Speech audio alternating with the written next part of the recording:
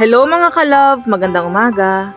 Yan ngani pala ay ganap pa nung Tuesday. Unang klase ngani namin yan sa umaga mga ka-love. Medyo maaga ngani kami pumasok ngayon at wala pa ang aming instructress. Kaya ayan, at may oras pa para makapag-video tayo mga ka-love. Yan ngani ang mga classmates ko at ako ngani ang pinakamatanda dito mga ka-love.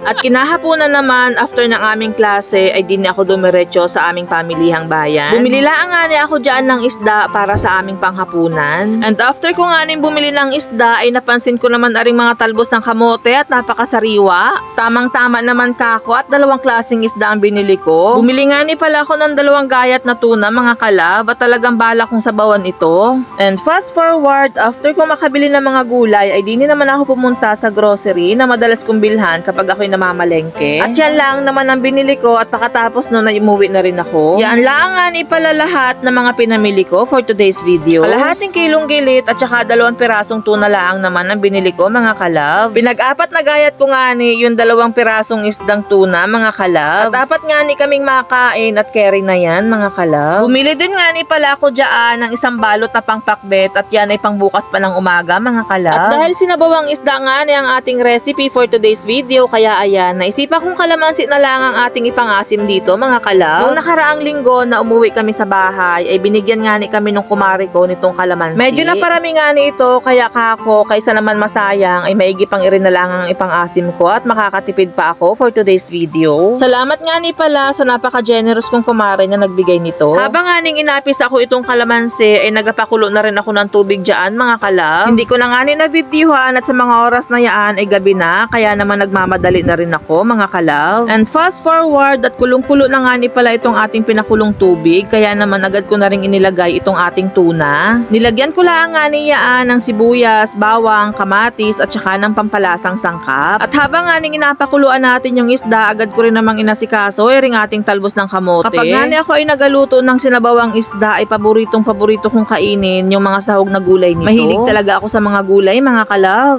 Nabili ko nga niya ang talbos ng kamote sa halagang 10 piso. Medyo mahal na kumpara noon mga kalab. Kapag nga nasa bayan ka, ay talaga namang lahat na laang ay abilhin din mga kalab. Hindi katulad kapag nasa bukid ka, pwede kang magtanim sa iyong bakura ng kahit anong gulay na gusto mo mga kalab. Kung medyo inatamad ka naman, ay pwede ka rin namang manghingi sa iyong kapitbahay. And fast forward, at tapos na tayo maghimay ng talbos ng kamote.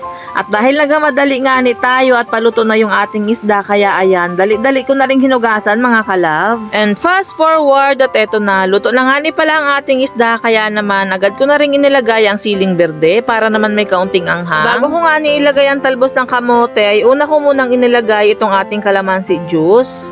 At habang aning inapakulo ko yun ng kaunti, ay nagkain-kain muna ako na ring lansones na dala pa namin galing bukid. Inapakulo ko lang nga niya ng mabuti para naman lutong-luto yung ating kalamansi juice. At pakatapos nun ay pwede na rin nating ilagay ang talbos ng kamote mga kalab. Kaunting pakulo lang nga niyaan at maiba naman kapag nalutakya ang ating gulay. Sa mga pagkakataong yan ay talaga namang nakakaramdam na rin ako ng gutom at amoy pa lang ay ulam na mga kalab. Tinakluban ko lang nga niyan saglit para naman mapakuluan ng mabuti itong ating talbos ng kamote. At makalipas ang ilang minuto ay arina, luto na ang ating inasimang isdang tuna. Ang bango mga kalab, ang sarap humigop ng sabaw nito. Kain tayo. Salamat Lord sa blessing. And that's all for today's video. Thank you for watching. God bless us all. Bye-bye.